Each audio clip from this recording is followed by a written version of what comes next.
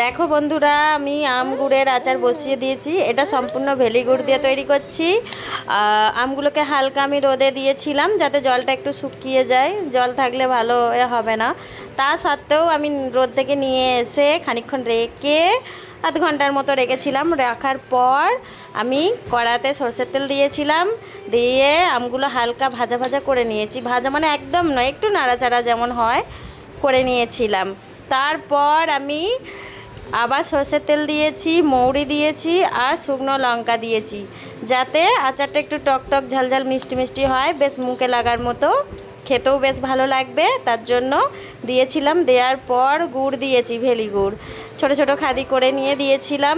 যখন গুড়টা মানে পাক এসে গেছিলো তখন আমি আমগুলো দিয়েছি। মানে বেশি পাক হলে চলবে না গুড়ের, তাহলে আমের ভেতরে মানে মিষ্টি ভাবটা আসবে না, টকটাই রয়ে যাবে, তার জন্যই দিয়েছিলাম। তো এখন আমের আচার হচ্ছে। আচারটা হয়ে গেলে ঠান্ডা করে